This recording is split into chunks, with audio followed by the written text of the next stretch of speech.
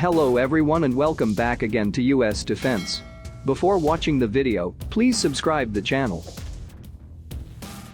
The carrier battle group is getting closer. Today we will talk about the possibility that the war between the carriers will draw near.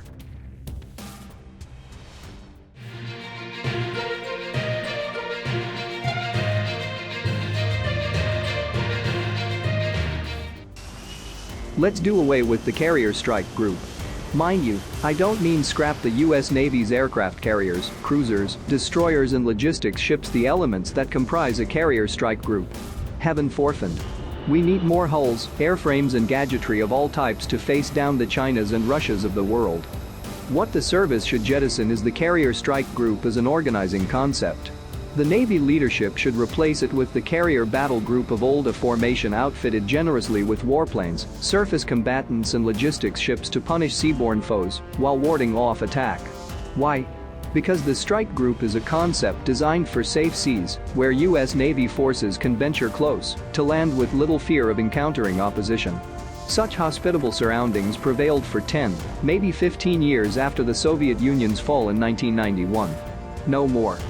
The world's oceans and seas are less and less hospitable by the day as peer competitors build up imposing navies and back them with shore-based missiles and aircraft. As its moniker implies, the battle group is a concept fitting for the embattled age now taking form. And Marshall sages the Niccolo Machiavellis and John Boyds of the world remind us how crucial it is to keep pace with changing times. Fail to keep up, and you court defeat and disaster. Think about what a carrier strike group is and does. Relative to brawny Cold War battle groups, it's a lean, lightly defended force that operates from waterways where antagonists pose a nuisance at best. Fewer escorts accompany it.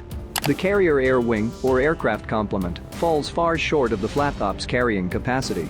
Nowadays the air wing numbers about 60 warplanes, while the ship's flight and hangar decks, maintenance shops and other infrastructure can accommodate over 80. Fewer warbirds and escort ships, less firepower. Less capacity to duel a peer fleet for mastery of the waves. A navy sheltered by a long calm lee and interlude free of combat against peer navies might get away with such an austere arrangement. A strike group's commanders can afford to soft-pedal battle readiness because they assume the chance of battle is far-fetched.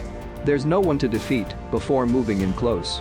Thus commanders fix their gaze on hostile shores, devoting effort and resources to projecting power inland from the offshore haven that is the sea. According to Pentagon Joint Doctrine, strike warfare is mainly about employing ballistic or cruise missiles, aircraft, naval surface fires, marines and special operations forces to attack targets ashore. This is a land-centric vision for seagoing folk. Sea Service chieftains set the Navy on this pathway in 1992, when they issued from the sea their first effort at strategy making for the post-Cold War era. The directive instructed the US Navy and Marine Corps to reinvent themselves as a fundamentally different naval force. With no Soviet Navy left to fight, declared the document's framers, the services could downplay preparations for high-end warfighting.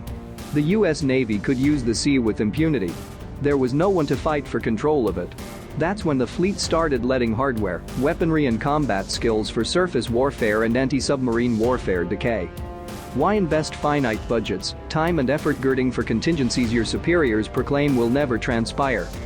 Chief of Naval Operations Vern Clark hastened and consolidated this reconfiguration in 2003 when he issued his annual CNO guidance to the fleet. It's a gimmicky document. Everything bears the prefix Sea Shield, Sea Basing, Sea Trial, and, yes, Sea Strike. Sea Battle is conspicuous in its absence. Admiral Clark's guidance ushered in the carrier strike group, directing the Navy to transform its battle groups in keeping with the new construct. Clark thus oversaw the remaking of US Navy surface forces for an epoch when the sea was a sanctuary, not an expanse, that had to be conquered before it could be used.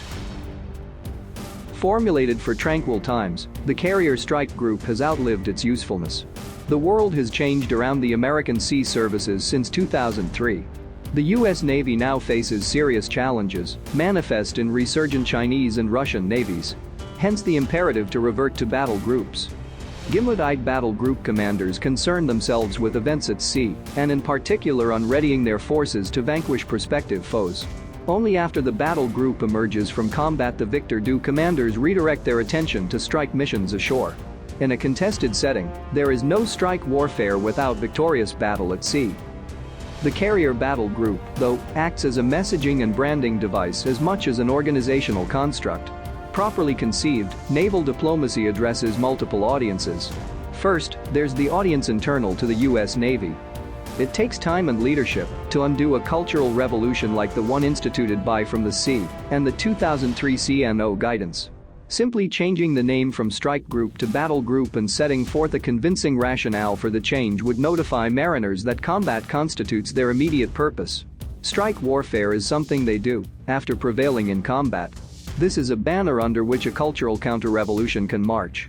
When shaping the fleet, a battle-minded Navy would prize sensors, armaments, and tactics for surface and anti-submarine warfare. Reconverting strike groups to battle groups would demand simple measures, albeit measures that are hard to implement amid stringent budgets. Carrier air wings should be fully stocked with aircraft, equipping the battle group to win the sea and air battle as well as pummel shore targets.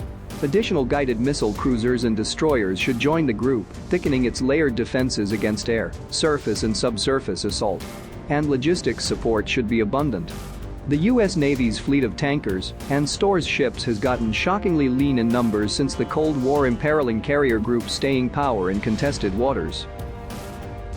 Correcting these material shortfalls would make for well-rounded forces, but it is not enough. There's also the human dimension.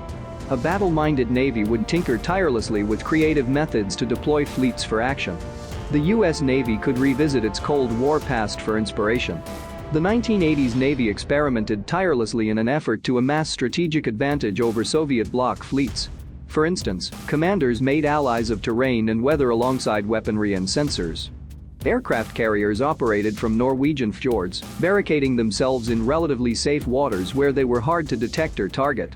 Flattops transited the Atlantic Ocean under heavy cloud cover. And on. Reinfusing that inventive spirit into seafarers while focusing it on sea rather than shore would boost the Navy's prospects in a hard-bitten world. Second, there's the larger society. One of my illustrious predecessors at the Naval War College administration, J.C. Wiley, points out that Congress makes strategic decisions through the budgetary process all the time. This has consequences. Lawmakers might fund the wrong things or skimp on defense spending, altogether leaving the armed forces out of sync with the times. Wiley, accordingly, might counsel today's naval leadership to think of Congress as another audience for outreach. If the sea services confront a combative future, it behooves service potentates to remind lawmakers of emerging realities over and over again. Here again, rebranding carrier forces as battle groups could deliver outsized gains for naval diplomacy. Sea service emissaries must explain why modifying the vocabulary is significant. Third, there's the American electorate. Debates in Congress seep into popular opinion, but the Navy leadership must also undertake direct public outreach. Pundit Walter Lippmann once maintained that U.S. foreign policy commands durable public support when ends and means are in balance. Voters, that is, will back a foreign policy they understand and that they believe can be executed with the diplomatic, economic and military means on hand. If Washington undertakes expansive commitments overseas, concludes Lippmann, political leaders must field expansive means to fulfill them. Otherwise, the populace may lose heart when the going gets tough. If the times have changed, naval emissaries must explain how that happened, why it matters, what the U.S. Navy intends to do about it, and what support the Navy needs from the people and their elected representatives to fulfill strategic ends. Realigning the popular discourse about sea power will help buoy public support for a larger, more muscular U.S. Navy. Explaining that battle readiness is once again the Navy's central purpose is crucial to this effort, and relabeling carrier forces as battle groups could help. It furnishes a simple, honest, effective slogan. And lastly, there are the foreign audiences for naval diplomacy. Rebranding and bulking up U.S. carrier forces would put friends and potential foes on notice that the U.S. Navy takes the prospect of battle seriously and is determined to prevail in any encounter that takes place.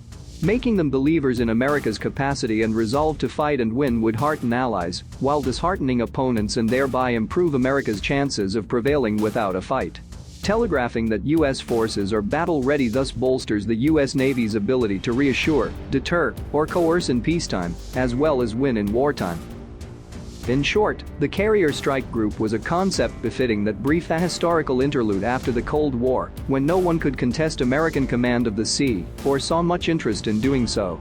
That historical interlude is past, and more normal if more trying times have returned. These days, calling a carrier-centric formation a Carrier Strike Group broadcasts a false message to key audiences about the state of seaborne competition. Worse, it bespeaks hubris, a cardinal sin for any naval commander. It suggests the US Navy still owns the sea and can venture where it will without opposition. Thanks for watching. Don't forget to like, comment and subscribe the channel. See you on the next videos.